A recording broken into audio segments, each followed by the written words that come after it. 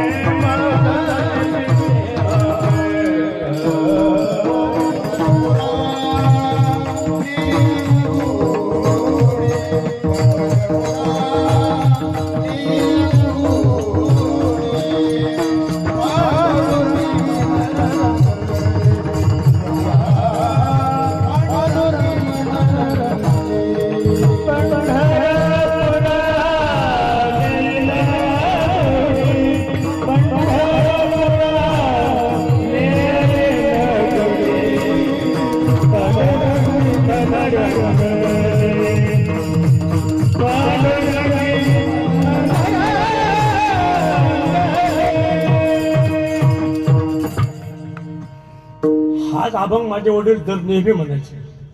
माझ्या जीबीची आवडी पंढरपुरा नेईन गोडी, पांडुरंगी मन रंगले गोविंदाचे. कसा पिढी जात संस्कार असतात, काही संस्कारात बीज उचकते.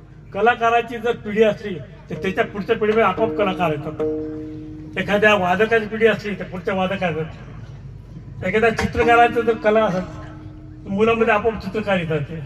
तसं एखाद्या परमार्थाची पिढी असेल. आता पहा, तुकाराम महाराजाचे 14वे वंशज अजूनही कीर्तन करतात. नाथ महाराजाचे 16वे 14वे 13वे 14वे वर्ष अजूनही कीर्तन करतात. आणि श्वासांना माऊलीचे आमची 5 पिढ्या झाल्या. माझ्या आजोबानं पंढरपूरला संजीवन समाधी घेतली. माझ्या वडिलांनं शेवटचा श्वास नामदेवाच्या पंढरपुरात नामदेवाच्या पायरीपाशी घेतला. माझ्या आईनं पायात चप्पल न घालता 50 वाऱ्या पंढरीच्या केल्या. त्यानंतर मला जसं कळते तसं मी पण त्या परंपरा पुढे चालू लागलो, कथा कीर्तन करायला लागलो.